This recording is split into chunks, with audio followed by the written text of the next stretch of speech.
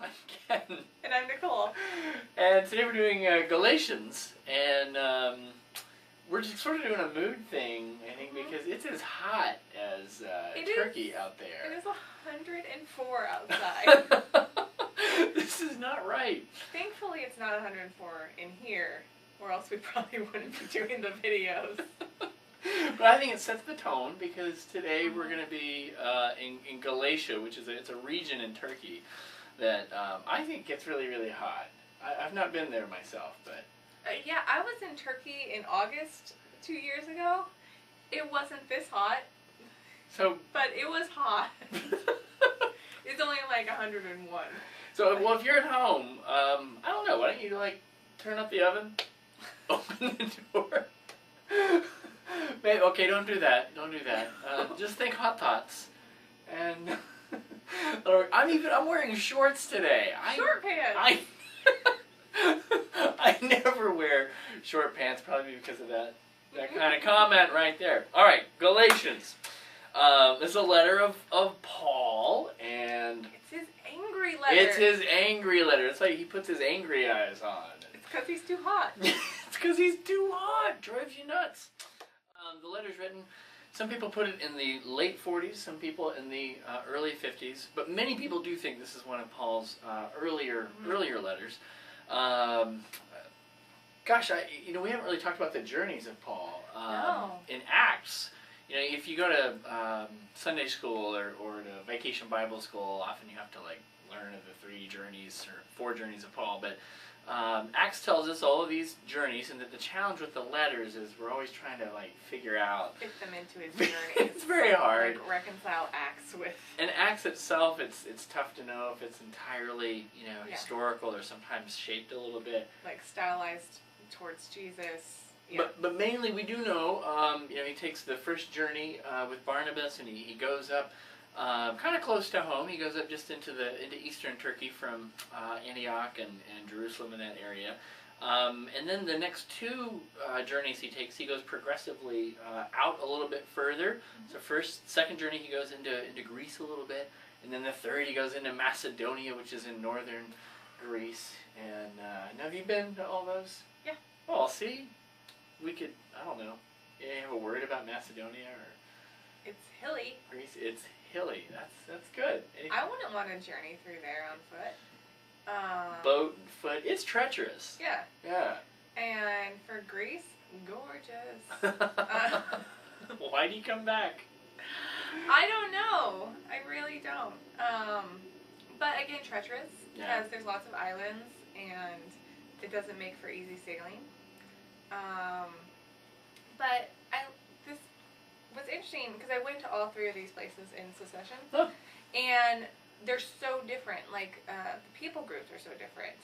And so for Paul doing missionary work, you have to be very culturally sensitive and literate, and know how to speak differently to each of these groups. And they ain't all just Grecians. No, it's the size of it's smaller than, let's say, North Dakota. If you, put a square. Everyone in North Dakota is they mentioned us! North Dakota! The 12 people in North Dakota.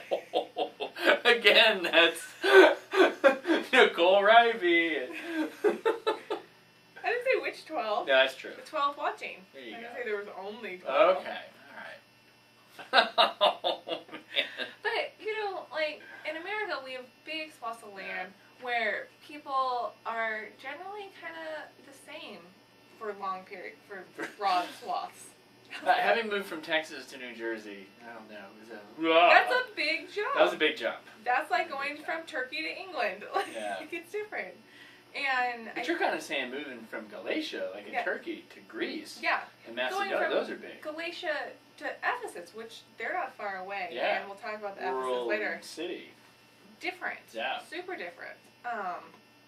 And so you have lots of different peoples in a very tight space.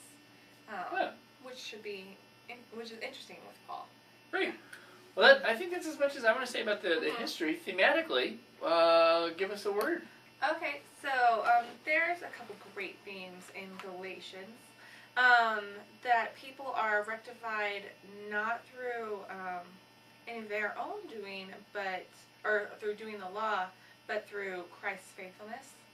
So again, it's that tension of law versus Christ. Christ wins. Well, and just like faith versus acts of the law, like circumcision, faith versus works, those kind of things. That the cross is a liberating event. That there's freedom.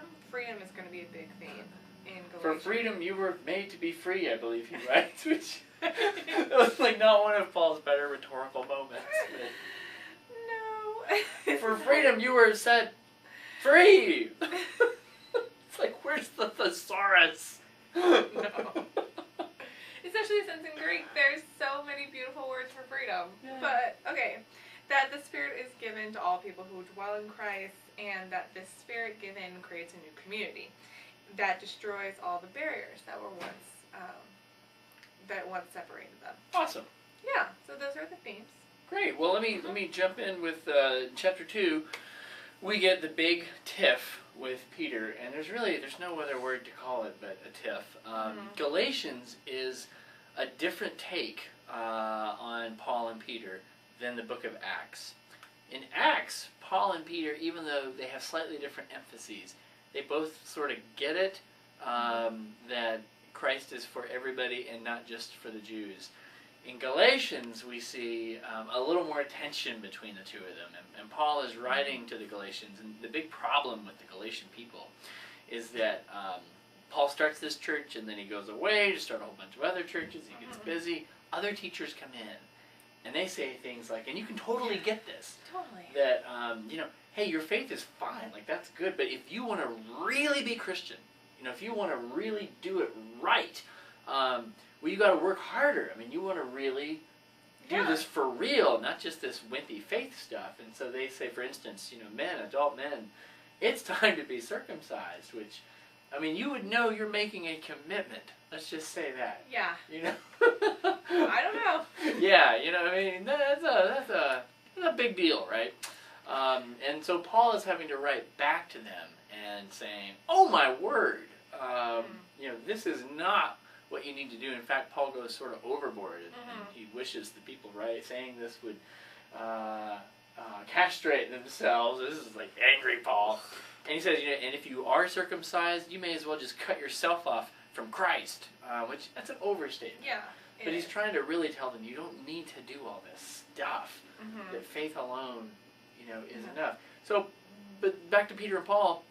Paul goes and visits with Peter, and Peter's kind of hanging out with Paul and his Gentile buddies, and until other Christians show up, and then Peter separates himself, and he will not have table fellowship with them. He will not sit with them.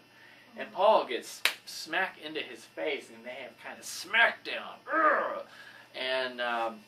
And Paul is trying to tell the Galatians, because of this moment, Paul has this special gospel that is given, only really to the Gentiles, or that his mission is to go only to the Gentiles. And he ends that kind of smackdown saying that he sort of won, and Peter acknowledged, with shame his bad behavior. But you really get a feel for how different this community was, and the anger that there existed there. Very much so. So that's that'll start where we have these wishes for a church that used to be all unified. Never existed. It was always diverse from the beginning. Yeah, and that's such the thrust of this letter of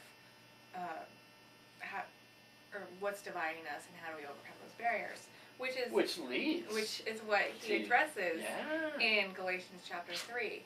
And because he reiterates this point so many times in so many different ways, you have to think, oh my gosh, what a fractured community this must be. And Paul has such an angry tone, that almost angry, disappointed tone. Oh yeah. That I think we're only getting a glimpse to how dysfunctional this community is.